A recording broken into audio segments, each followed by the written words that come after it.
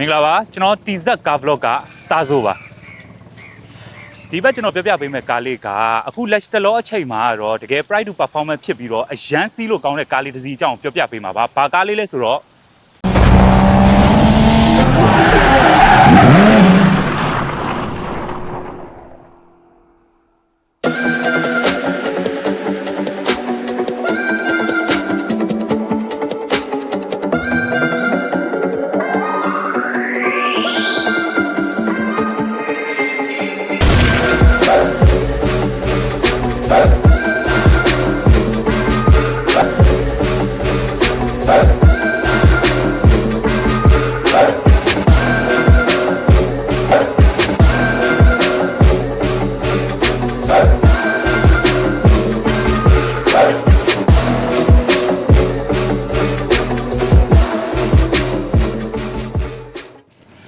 ဒီနေ့ပြောပြပေးမယ့်ကားလေးက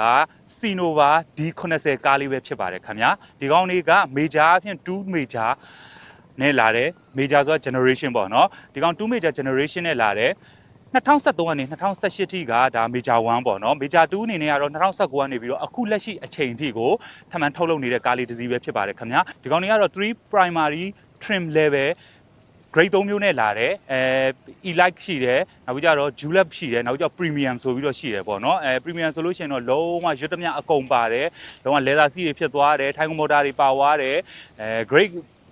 ခလုတ်တွေဘောင်းစုံအကုန်ပါသွားတယ်ပေါ့နော်အဲ့လိုကားလေးဆိုလို့ရှိရင်တော့ဒါ premium grade လို့ခေါ်တာပေါ့နော်ဒီနေ့ကျွန်တော်ပြပေးမယ့်ကားလေးကတော့ 9R ရန်ကုန် license နဲ့2020 model Sinova D80 ကားလေးအကြောင်းပြောပြပေးမှာဖြစ်ပါတယ်အဲ့တော့ထုံးစံအတိုင်းပဲစိတ်ဝင်စားတဲ့သူတွေကထပ်ပြီးတော့လိုက်ခဲ့ပေးပါဒီနေရာမှာကျွန်တော်ဟိုးရင်တော့ရိုက်ခဲ့တဲ့ vlog တွေလိုပုံစံမျိုးကြီးတော့တစ်ထက်တည်းကြောင်မရိုက်ဘူးနည်းနည်းလေးခွဲထွက်အောင်ရိုက်ချင်တဲ့အတွက်ကြောင့်ပုံစံလေးနည်းနည်းပြောင်းထားတယ်လိုအပ်ချက်များရှိလို့ရှိရင်လည်းကျွန်တော်တို့သိခံပြီးတော့ဆက်ကြည့်ပေးပါနောက်ပြီးရာသီဥတုအခြေအနေကြောင့်ကျွန်တော်ရိုက်နေနေမိုးတွေအရန်ရွာနေတော့အပြင်ပန်းကက်လေးတော့ကျွန်တော်နည်းနည်း short ပြီးတော့ရိုက်လိုက်မယ်Sinova မှာဆိုလို့ရှိရင်တော့ကျွန်တော်တို့မြန်မာနိုင်ငံမှာအများဆုံးတွေ့ရတာတော့ Sinova D50 နဲ့ D80 ဆိုပြီးတော့ရှိကြတယ်ပေါ့နော် D50 ကတော့ compact sedan အမျိုးအစားဖြစ်တယ် D80 ကတော့ mid size sedan အမျိုးအစားဖြစ်တယ်ကားရဲ့ body အချိုးအစစ်ဒီ site အကုန်လုံးကွာခြားသွားတယ်ရုပ်ထွက်ပိုင်းဆိုင်ရာလည်းအနေချင်းလေးကွာသွားတယ်ရှေ့ကနေကြည့်မယ်ဆိုလို့ရှိရင်တော့ရုပ်ထွက်အားဖြင့်ဒီကောင်တွေကမီကွက်တွေလုံးဝ share တွေအရန်မိုက်တယ်အခုချိန်မှာတော့3500ပတ်ဝန်းကျင်မှာတကယ်စီးပျော်တဲ့ကားထဲမှာပါတယ်ဒီကားလေးတွေကနောက်ပြီးလူတွေကကြောက်ကြတာတရုတ်ကားဆိုပစ္စည်းပေါ်မလားတို့ပြတ်မလားတို့ထွေမလားတို့လုံးဝမပြတ်ဘူးမထွေဘူးလုံးဝမပြတ်ဘူးဆိုတာကစက်ပစ္စည်းဖြစ်တဲ့အတွက်ကြောင့်တခြားစက်ကားတွေဂျပန်ကားတွေနဲ့ဟိုယူရိုပကားတွေနဲ့အတူတူပဲအချိန်ကာလတစ်ခုရောက်ရင်တော့ပြတ်လိမ့်မယ်ဒီတိုင်းပဲပုံမှန်ခြူကြပြီးပြတ်နေတဲ့အရာတော့မဟုတ်ဘူးစီးလို့အရန်ကောင်းတယ်ဘေးအနောက်အရှေ့ဒီကားကိုကျွန်တော်အကုန်လုံးကြိုက်တယ်လို့ပြောလို့ရတယ်မောင်းရတဲ့ feeling ကိုလည်းကျွန်တော်ကြိုက်တယ်ဒီကားတွေမှာကတခုပဲဂီယာဘတ်ထိုးလို့ရှိရင်ဒီကောင်တွေကနည်းနည်းဂီယာသွားတဲ့ဟာလေးကနည်းနည်းလေး delay ဖြစ်တယ်ဗျာကျွန်တော်ဂီယာဘတ်ထိုးလိုက်တယ်လီဗာလေးနင်းတာနဲ့တော့ချက်ချင်းနှောင်းမဆုပ်ဘူးလီဗာနည်းနည်းလေးဖြစ်နေပြီမှနောက်ကိုဆုပ်တယ်ဒါကဒီကားတွေရဲ့ပုံမှန်ဖြစ်လေဖြစ်တာရှိတဲ့သဘောတရားပဲ error မဟုတ်ဘူးအဲ့ဒါကိုပြင်လို့မရဘူးစက်ရုံကထုတ်ခဲ့တဲ့ကအဲ့လိုသဘောတရားနဲ့ပဲလာတာ okay အဲ့တော့ဒီကားကိုကျွန်တော်ပတ်လေအကုန်လုံးကြိုက်တယ်အထဲမှာနေပြီးတော့ကျွန်တော်မောင်းဆန်းရင်နဲ့ဒီကားမှာဘာတွေပါလဲကျွန်တော်ဘာတွေထပ်ပြီးတော့ကြိုက်လဲဆိုတဲ့အကြောင်းဆက်ပြီးတော့ပြောပြပေးမယ်အဲ့တော့ထပ်ပြီးလိုက်ခဲ့ပေးOkay အဲ့တော့ကျွန်တော်ဒီ Sinova D80 ကားပေါ်ရောက်နေတာဖြစ်ပါတယ်ခင်ဗျာကျွန်တော်အခုစပြီးတော့မောင်းမယ်စမောင်းပြီးတော့ဒီကားမောင်းရတဲ့ feeling လေးတွေဒီကားကိုမောင်းရတဲ့ experience လေးတွေကိုကျွန်တော်ပြောပြပေးပါမယ်ခင်ဗျာဒါ first time experience တော့မဟုတ်ဘူးကျွန်တော်ရှေ့မှာလည်းဒီ Sinova D50 ရော D80 ရောကျွန်တော်မောင်းမှုပါတယ်ခင်ဗျာ Okay အဲ့တော့ဒီကားကြောင့်ကိုကျွန်တော်အတွင်းကန်းဘာတွေကြိုက်လဲမကြိုက်လဲအနေချင်းပြောရင်လည်းကျွန်တော်တို့အိမ်ပြန်မယ်လိုက်ခဲ့ပြီအမှန်တိုင်းပြောရင်ဒီနေ့ကကျွန်တော်မနက်9နာရီကလေးကထပြီးတော့ vlog ရိုက်တာကားလုံးဝမရှိသေးတဲ့အချိန်မှာဒလတရားပေါ်မှာ share ရိုက်မယ်ဆိုတော့မိုးကတအားရွာလာလို့မှာအပြင်မှာအများကြီးမပြောလိုက်ရဘူးကားထဲမှာပဲပြောလိုက်ရတယ်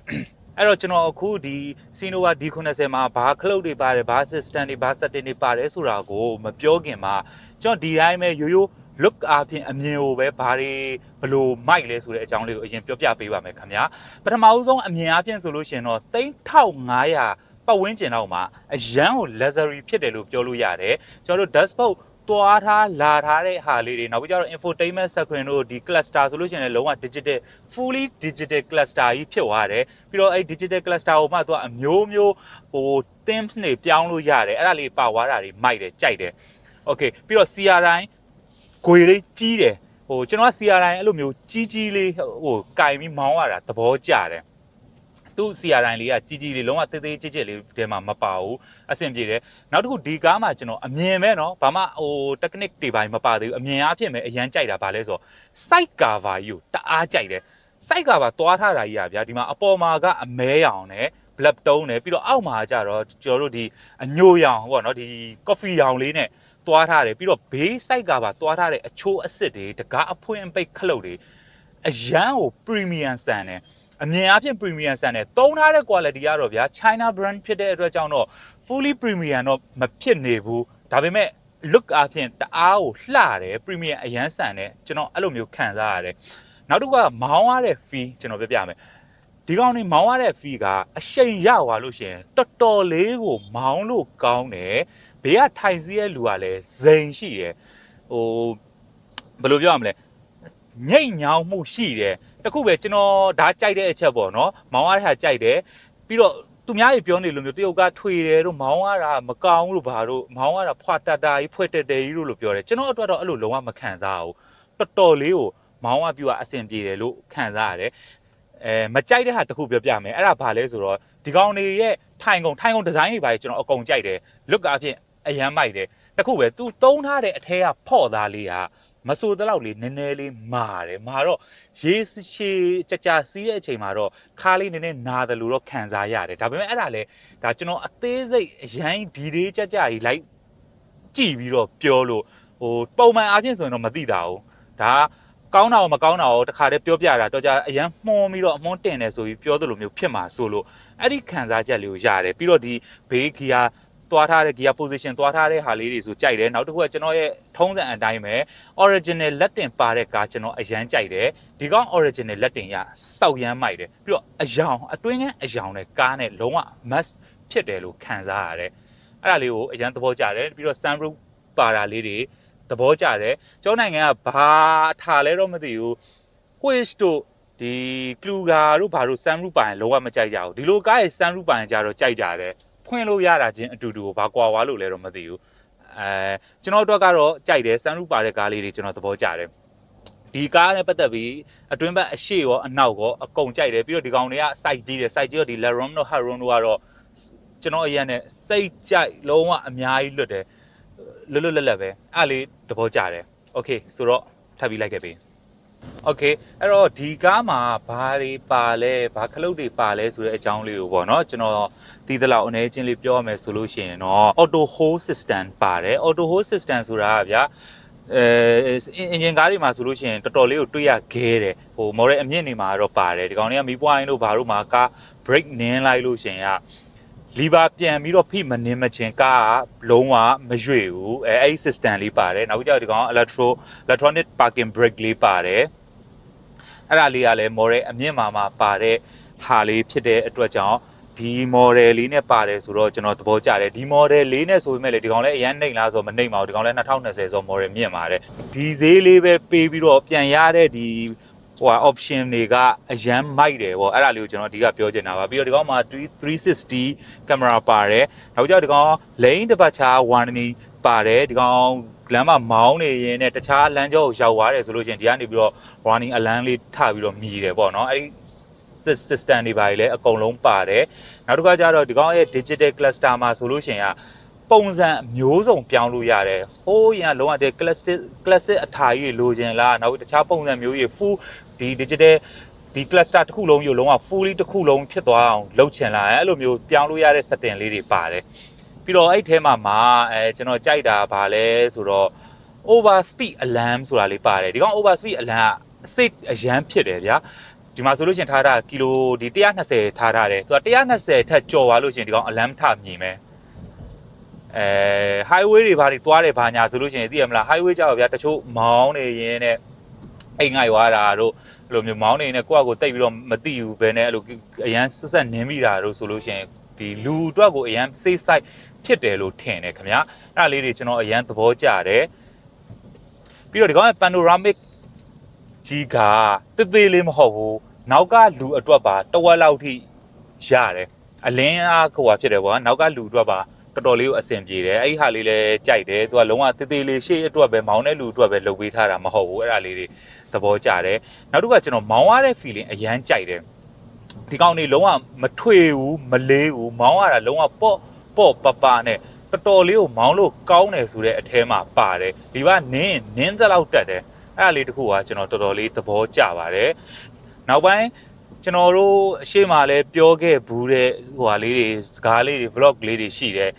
နောက်ပိုင်းအသစ် model အမြင့်တွေကိုစမ်းပြီးတော့တုံးကြည့်ပြီးသွားလို့ရှိရင်တကယ်ကောင်းတယ်မကောင်းဘူးကိုအဲ့ဒီ user တကယ် user ပေါ့နော် end user တကယ် real user ကနေပြီးတော့ recommend လေးကိုနားထောင်ကြည့်အမှန်ကိုသိရလိမ့်မယ်လုံးဝမစည်းဘူးတဲ့သူတွေကဒီ brand တွေကိုအကြောက်အကန်ညင်းပြီးတော့မကောင်းပါဘူးဆိုပြီးပြောနေတာတွေကိုအရင်နားမရောင်နဲ့နောက်ပိုင်းဒီ brand တွေကပဲဈေးကွက်တစ်ခုမှာကြီးစိုးပြီးတော့တကယ်လဲထဲဝင်လူပိုကြိုက်လာမဲ့ brand တွေထဲမှာပါတယ်ဒီ brand တွေအကုန်လုံးကဥပမာ Sinova တို့